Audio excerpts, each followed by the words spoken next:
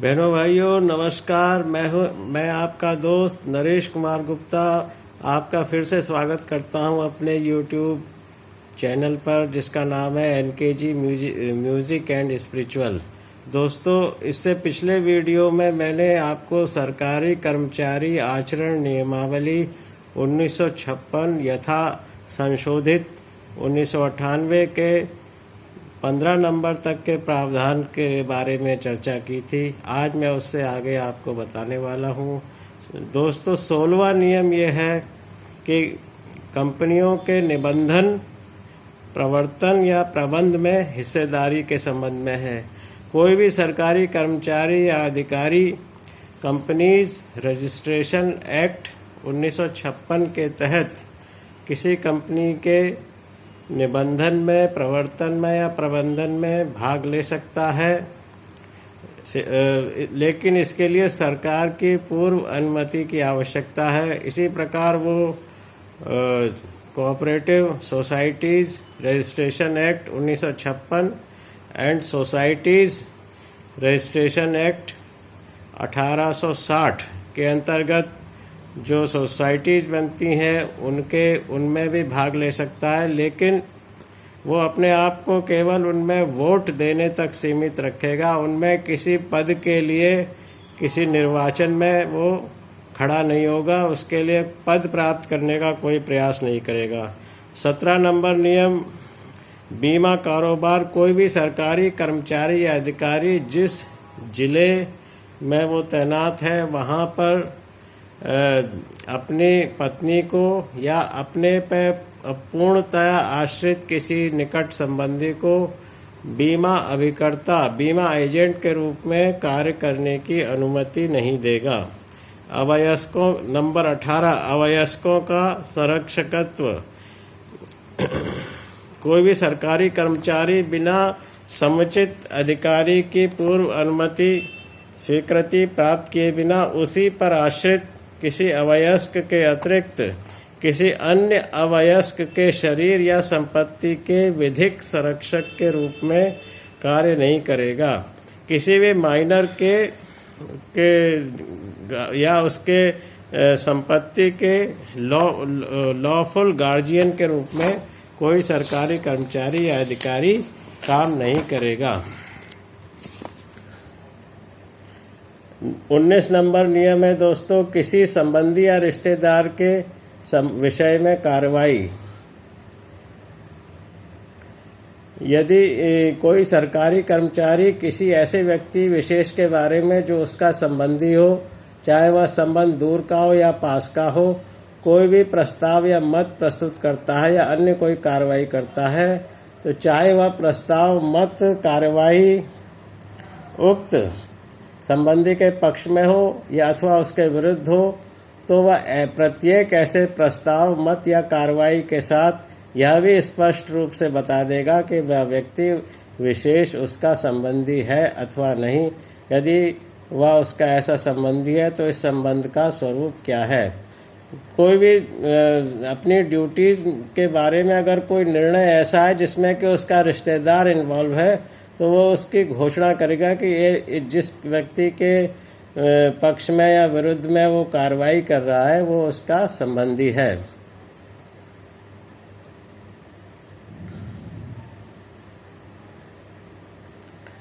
और यदि कोई सरकारी कर्मचारी किसी प्रस्ताव, मत या किसी अन्य कार्रवाई के संबंध में अंतिम रूप से निर्णय करने की शक्ति रखता है, तो वह उस कार्रवाई से अपने आप को अलग कर लेगा, उसमें वो कोई निर्णय नहीं देगा और अपने वरिष्ठ पदाधिकारियों को प्रस्तुत कर देगा। साथ ही प्रस्तुत करने के कारण व संबंध के स्वरूप को भी स्पष्ट करेगा। जहां अंतिम फैसला करने का जिस अधिकारी का अधिकार है, किसी और कोई जो चीज़ अंडर कंसिडरेशन है उसमें उसका कोई रिश्तेदार है, तो उस कार्रवाई से वो अपने आप को अलग कर लेगा।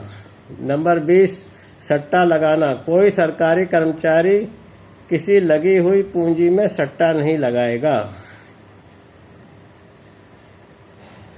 बहुत ही अस्थिर मूल्य वाली प्रतिभूतियों की सतत खरीद या बिक्री के संबंध में समझा जाएगा कि वह इस नियम के अर्थ में लगी गई पूंजियों में सट्टा लगाता है। विनियोग लगाई गई पूंजियां। 21 नंबर नियम, कोई सरकारी कर्मचारी न तो कोई पूंजी इस प्रकार स्वयं लगाएगा, न अपनी पत्नी या परिवार के किसी सदस्य को लगाने देगा जिससे उसके सरकारी कर्तव्यों के परिपालन में उलझन या प्रभाव पड़ने की संभावना हो।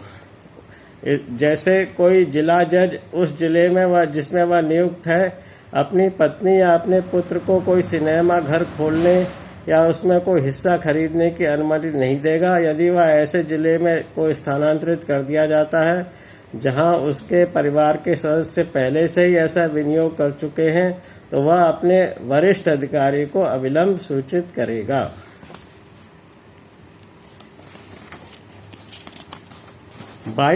नियम नंबर 22, उधार देना और उधार लेना।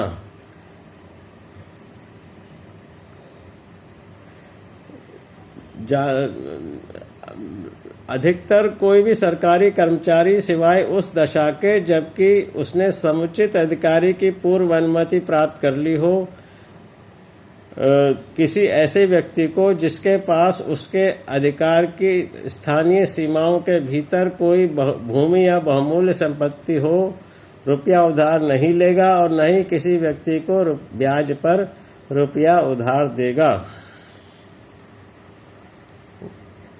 कोई सरकारी कर्मचारी किसी सरकारी नौकरी को अग्रिम रूप में वेतन दे सकता है और इस बात के होते हुए भी कि ऐसा व्यक्ति उसका मित्र या संबंधी उसके प्राधिकार की स्थानीय सीमाओं के भीतर कोई भूमि रखता है, वह अपने किसी जातीय मित्र या संबंधी को बिना ब्याज के एक मोटी रकम वाला ऋण दे सकता है।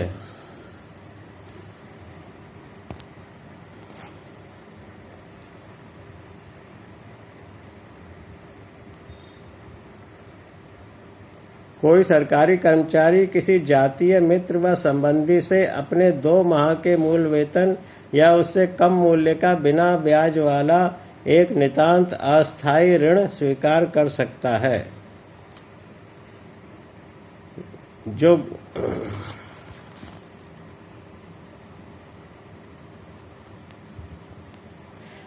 नियम नंबर 23, दिवाला और अभ्यासी ऋणग्रस्तता। कोई भी सरकारी कर्मचारी अपने व्यक्तिगत मामलों का ऐसा प्रबंध करेगा जिससे वह अभ्यासी ऋणग्रस्तता से या दिवाला से बच सके। चल अचल एवं बहुमूल्य संपत्ति। कोई भी सरकारी कर्मचारी अपने नाम से या अपने परिवार के किसी सदस्य के नाम से यदि कोई चल या अचल संपत्ति अर्जित करता है तो वह सरकार को उसकी जानकारी देगा।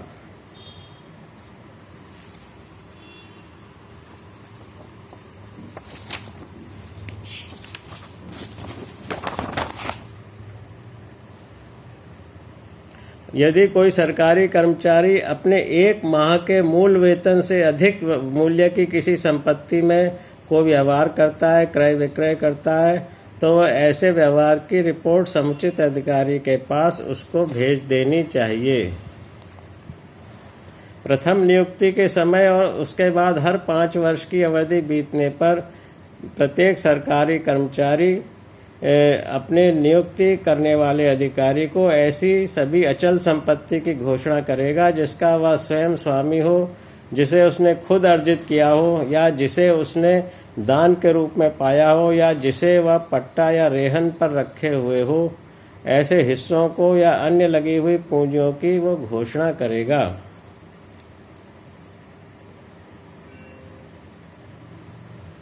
नंबर 25, सरकारी कर्मचारियों के कार्यों व चरित्र का प्रति समर्थन। कोई सरकारी कर्मचारी सिवाय उस दशा के जब उसने सरकार की पूर्व अनुमति प्राप्त कर ली हो, किसी ऐसे सरकारी कार्य का जो प्रतिकूल आलोचना या मान हानिकारी आक्षेप का विषय बन गया हो, प्रति समर्थन करने के लिए न तो किसी न्यायालय की न समाचार पत्रों की शरण लेगा।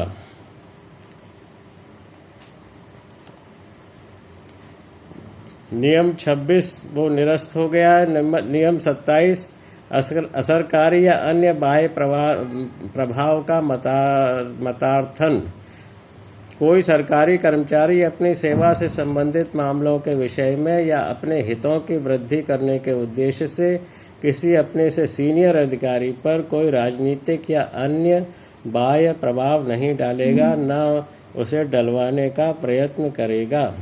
इसमें जैसे कोई ट्रांसफ़र हो गया किसी का और वो किसी राजनीतिक नेता से कोई रुकवाने के लिए लिखवा कर ले आए, तो वो इसका असरकारी या बाह्य प्रभाव माना जाएगा और इस नियमावली का उल्लंघन माना जाएगा। इसी 27 में यह सरकारी सेवकों द्वारा अभ्यावेदन।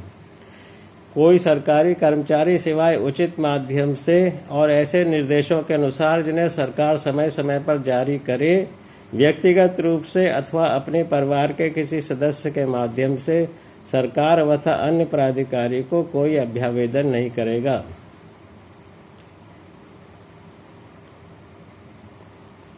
जो भी किसी सरकारी कर्मचारी को कहना है वो उचित माध्यम से उसको भेजना है, सीधे कोई अभ्यावेदन नहीं भेजना है। अनधिकृत वित्तीय व्यवस्थाएं।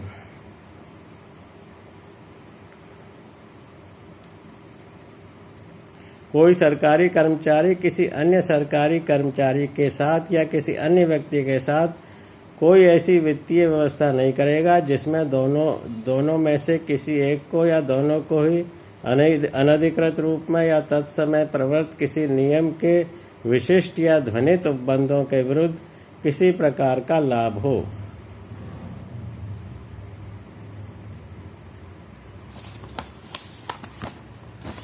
तो दोस्तों, ये 28वें नियम तक हम लोग आ चुके हैं और इस वीडियो में मैं यहीं पर इसको समाप्त करता हूं। यदि आपको पसंद आया हो, उपयोगी लगा हो, तो चैनल को सब्सक्राइब करें, वीडियो को लाइक व शेयर करें।